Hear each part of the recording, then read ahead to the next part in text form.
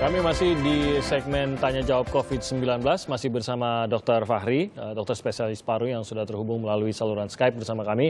Dan tadi kita sudah menjawab sejumlah pertanyaan yang dilontarkan melalui akun Instagram kami atau sudah mengirimkan pada akun Instagram kami. Sekarang kita akan terima telepon dari pemirsa pada pagi hari ini. Yang pertama dari Bapak Riyadi di Tangerang, Banten. Selamat pagi Pak Riyadi.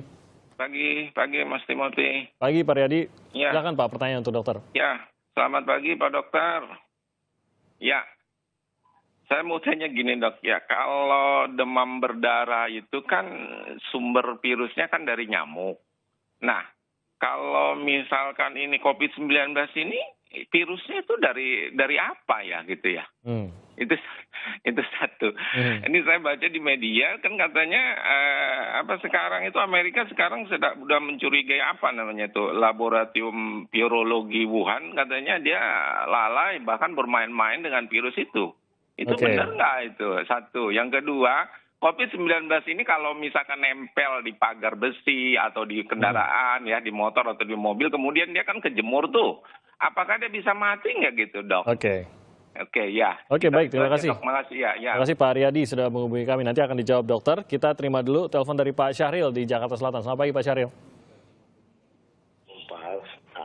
Pagi Pak Syahril. Ya, selamat pagi. Saya mau menjelaskan ya. Dalam bulan puasa, pada kita menghadap bulan puasa ini, itu merupakan pertarungan habis-habisan lawan COVID-19 ini. Nah, permasalahannya, benarkah stres bisa mengakibatkan daya tahan tubuh kita lemah? Benarkah stres itu akibatnya tidak stabilan mental kita, ya? Tenaga pikiran, benarkah kalau kita berpuasa itu adalah kita mendekatkan diri kita pada yang berpuasa Allah, kita menguatkan kita, ya. Akan tetapi, ya kan, ya, bagaimana dengan asupan gizi, asupan makanan? Kenapa pada saat puasa itu kebanyakan mereka itu dilarang untuk kesana kemari, dilarang penjualan. Baik, Pak Syahril. Pak Syahril, mohon maaf suaranya agak terganggu tampaknya koneksi, tapi kita tangkap tadi ada beberapa poin mengenai stres dan pengaruhnya terhadap imunitas dan juga bagaimana asupan gizi karena kita menjelang bulan puasa. Bulan puasa ini kita justru akan dalam perang besar melawan COVID-19. Kita tangkap dua poinnya, Pak Syahril, terima kasih. Namun tadi ada gangguan teknis, kita tidak bisa dengan jelas mendengar suaranya. Kita ke Pak Tri di Bogor. Selamat pagi Pak Tri. Halo, Ibu Tri, mohon maaf ya, silakan Bu Tri. Ya, saya mau tanya, kalau orang sudah positif COVID-19, halo? Ya, silakan Bu. Ya, dan dinyatakan negatif, ketika mau pulang, itu yang harus disiapkan di rumah tuh apa aja ya? Terus apakah harus diinfektan semuanya? Oke, baik, terima kasih Bu Tri atas pertanyaannya. Baik, kita akan jawab pertanyaan-pertanyaan yang sudah diajukan Dr. Fahri. Tadi Anda sudah sempat mendengar ya, tapi saya akan sedikit mengulang. Pak Riyadi bertanya, mungkin lebih kepada pertanyaan logikanya bagaimana sebuah virus ini bisa muncul tiba-tiba begitu. Kalau DBD tadi dikatakan ya penyebarannya jelas nyamuk begitu. Kalau COVID-19 ini sebenarnya bagaimana itu bisa sampai ada virus corona jenis baru seperti ini? Mungkin bisa dengan singkat begitu dok, dijelaskan dok. Ya, baik, terima kasih. Kalau virus DBD itu kan virus dengue yang dia hewan inangnya adalah di nyamuk Aedes aegypti. Sedangkan pada virus COVID ini atau coronavirus ini sebenarnya dia juga terdapat tidak mengganggu di hewan inangnya. Misalnya kelelawar, misalnya dulu ada anjing dan sebagainya yang dia karena proses mutasi ya virus dan proses itu virus berkembang dan dia mentransmisi ke manusia, kemudian akhirnya terjadi transmisi antara manusia ke manusia. Nah, virus coronavirus ini mengalami mutasi yang diketahui pada akhir tahun 2019. Nah, itu yang perbedaan antara virus dengue dengan virus corona yang berbeda hewan inangnya. Kalau untuk virus dengue khusus di nyamuk Aedes aegypti, sedangkan pada virus corona ini adalah di hewan-hewan pengerat misalnya kelelawar dan sebagainya yang dia bisa mengalami terjadi mutasi dan terjadilah virus corona edisi 2019 ini. Oke, tadi pertanyaan kedua, apakah kalau virus ini menempel pada benda-benda di luar rumah seperti motor, jok motor, atau pagar, apakah akan hilang dengan sendirinya kalau terkena sinar matahari? Ya, sebenarnya virus ini bisa hidup ya dalam keadaan suhu 24 sampai 25 derajat Celcius dengan kelembaban kurang lebih sekitar 45%.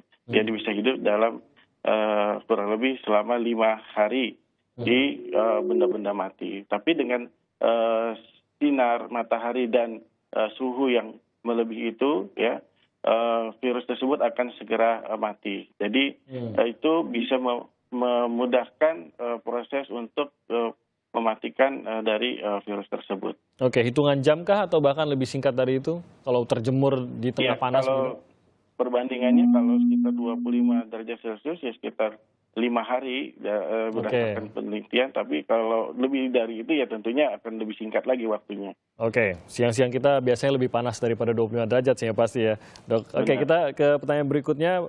Tadi dikatakan bahwa Pak Syahril tadi bertanya, poin yang kita tangkap mengenai stres ini menjelang bulan puasa. Ini bulan puasa ini tampaknya menjadi salah satu perang terbesar kita melawan COVID-19 bertepatan dengan bulan puasa.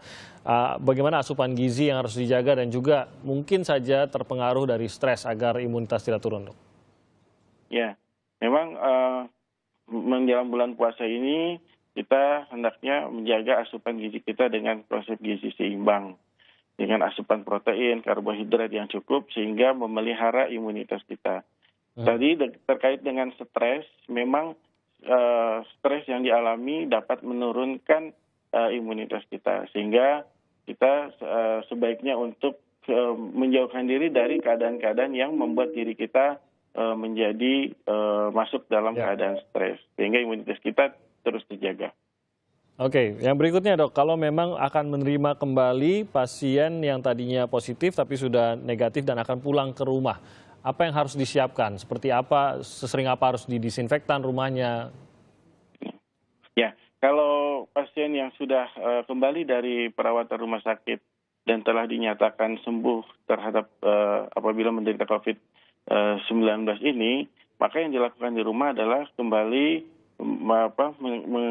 melakukan social distancing dan kedua self karantina. Jadi minimal setelah 14 hari setelah perawatan lebih baik berada di dalam rumah, dan proses yang berada di rumah adalah seperti biasa, tapi dianjurkan untuk memakai masker selama 14 hari setelah pulang dari perawatan COVID tersebut. Tetap terhadap hal-hal yang dilakukan di rumah adalah seperti biasa, tetapi tetap menjaga kebersihan dan higienitas situasi di rumah. Misalnya tetap kita melakukan membersihkan alat di rumah bisa dengan menyemprotkan disinfektan sehingga tetap terjaga kebersihan dan higienitas di rumah kita. Oke, baik. Terima kasih Dr. Fahri sudah bergabung bersama kami pada pagi hari ini dalam Tanya Jawab COVID-19 ini. Dr. Fahri, dokter spesialis paru dari Ikatan Dokter Indonesia. Kita akan buka lagi tentu saja Tanya Jawab COVID-19 setiap hari. Besok kita akan buka kembali dan Anda bisa mengirimkan pertanyaan Anda melalui Instagram kami di @sapaindonesia_kompas.tv maupun menghubungi kami pada saat kami bersiaran live di COVID atau di Tanya Jawab COVID-19.